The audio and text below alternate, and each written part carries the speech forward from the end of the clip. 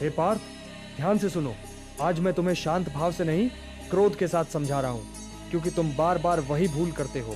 तुम्हारी दृष्टि धन पर जा अटकी है, मानो वही तुम्हारा परम लक्ष्य हो। क्या तुम ये नहीं समझते कि धन ने मनुष्य को अंधा बना दिया है? अधिक धन की इच्छा मनुष्य को पागल बना देती है, और तुम भी उसी पागलपन में डूबने लगे हो। हे पार्थ, मनुष्य सोचता है कि अधिक धन मिलेगा तो जीवन में आनंद बरसेगा, परंतु मूर्ख है वह। धन के साथ चिंता बढ़ती है, भय बढ़ता है, और लोभ तो कभी तृप्त होने वाला ही नहीं। जिसकी थाली भरी हो वह और अधिक चाहता है, जिसकी अट्टालिकाएं सोने से भरी हों वह और आकाश को निगलना चाहता है। यह कैसी विकृति है पार्थ? धन जिसे साधन होना चाहिए, वो आज मनुष्य का स्वामी बना बैठा है। तुम पूछते हो अधिक धन सुख देता है या दुख? मैं कहता हूं, यदि धन तुम्हारे मन पर राज करेगा तो वो अवश्य ही दुख देगा, और यदि धर्म धन पर शासन करेगा तो धन सुख का कारण होगा। परंतु अधिकांश लोग क्या करते हैं? धन कमाते हैं, फिर धन उन्हें चलाता है। लोभ उनके विचारों को खाता है, तृष्णा उनके मन को जलाती है, और अंत में वही तृष्णा उन्हें नष्ट कर देती है। क्या तुम भी वही अंत चाहते हो? बोलो। जिसके पास धन है वो रोज भय में जीता है, कहीं ये छिन न जाए, कहीं ये कम न पड़ जाए, कहीं कोई और इससे आगे न निकल जाए। क्या ये सुख है? ये तो नरक है, और उस नरक को तुम स्वर्ग समझ बैठे हो। ये मेरे लिए अस्वीकार्य है। धन से घर तो बनते हैं, परंतु उसमें शांति नहीं आती।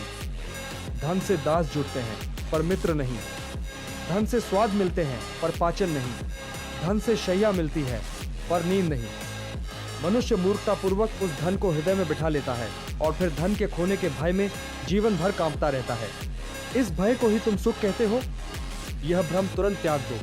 और सुनो पार्थ, धन से जो अहंकार पलता है ना, वही सबसे बड़ा विनाशक है। अहंकार मनुष्य को धर्म से गिराता है, और जब धर्म गया तो सब गया। जिसका धन धर्म का साथ छोड़ देता है, वह धन विष बनकर उसे भीतर से खाकर राख कर देता है। मैं तुम्हें चेतावनी देता हूं, जो धन अधर्म के रास्ते से कमाया जाता है वह कभी मंगलकारी नहीं होता। वह पीढ़ियों तक दुख देता है। तुम युद्ध भूमि में खड़े होकर संदेह करते हो कि राज्य और धन प्राप्त कर लोगे तो क्या सुख मिलेगा।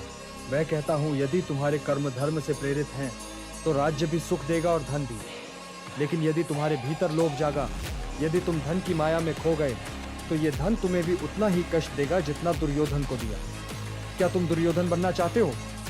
ये प्रश्न मैं तुम्हारे हृदय पर प्रहार करते हुए पूछ रहा हूँ।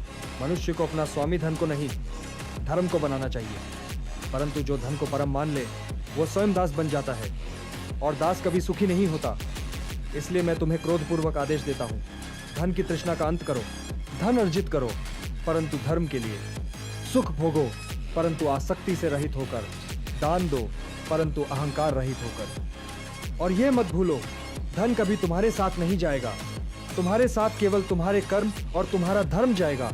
यदि अब भी तुम्हें समझ न आए, यदि अभी भी तुम धन को जीवन का लक्ष्य मानते रहो, तो याद रखना, मैं तुम्हारी आंखों के सामने उदाहरण प्रस्तुत कर दूंगा कि धन से बड़ा कोई नरक नहीं।